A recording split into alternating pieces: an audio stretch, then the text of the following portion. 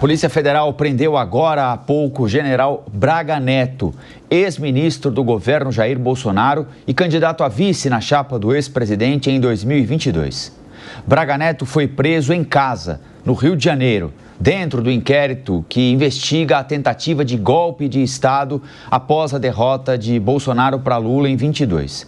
Nossa reportagem segue apurando todas as informações e ao longo desta edição do Jornal da Manhã, ao longo da nossa programação, trará atualizações, mas o fato já confirmado, Mano Ferreira e Luiz Durso, é que Braga Neto está preso, segundo nota da Polícia Federal, por tentar atrapalhar o inquérito que apura a participação dele e a tentativa de golpe de Estado depois do dia 30 de outubro de 2022, quando Bolsonaro perdeu a reeleição para Lula. Mano,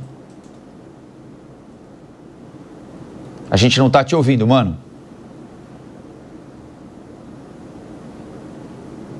Desculpa, acho que agora restabelecemos, né? Nós estamos vivendo dias históricos no Brasil. Desde a proclamação da República, nós vivenciamos 9 golpes de Estado no nosso país que se efetivaram. E jamais tínhamos visto a prisão de generais de alta patente, como estamos vendo agora. Já havia o general Mário Fernandes, agora o general Braga Neto, que une duas pontas dessa trama investigada com muito detalhe e com muito rigor técnico pela Polícia Federal.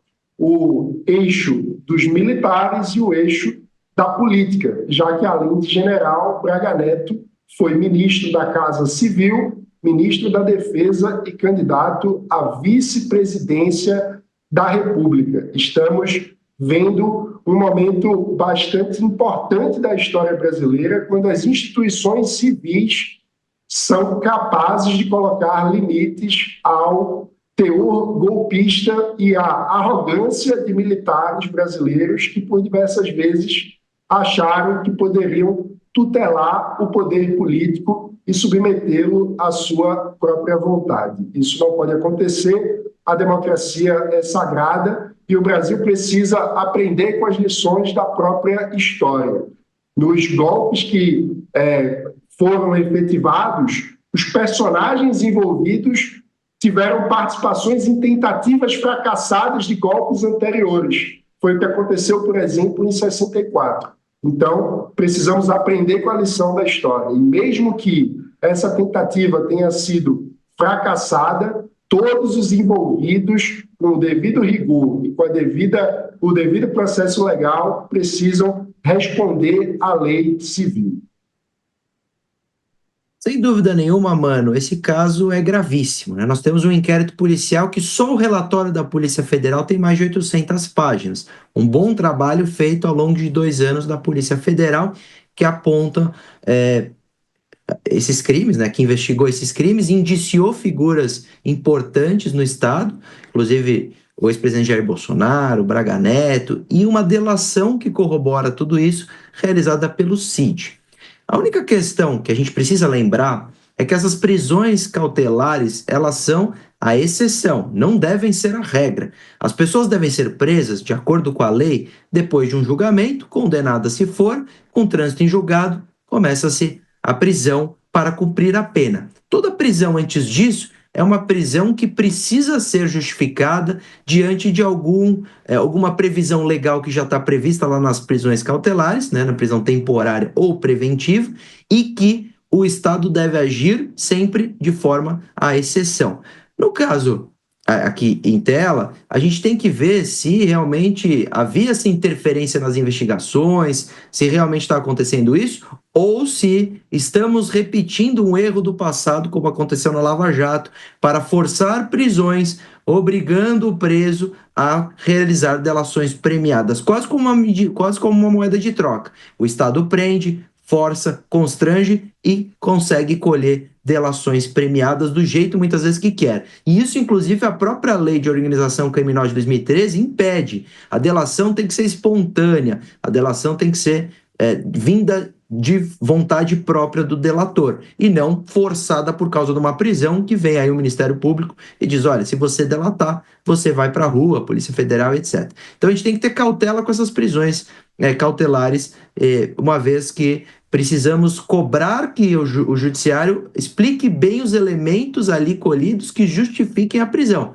Lembrando como eu comecei a minha fala, não estou falando de mérito, não tem nada a ver com a possibilidade da condenação, mas por que esse indivíduo foi preso agora, sendo que a regra é responder em liberdade? Vamos então ao Rio de Janeiro, o local onde foi preso agora há pouco o general Braga Neto, ao vivo. O Rodrigo Viga tem mais detalhes para a gente. Viga, bom dia. Tudo bem, Colão? Bom dia para você. Bom dia para os nossos comentaristas, para o nosso ouvinte, espectador internauta da Jovem Pan.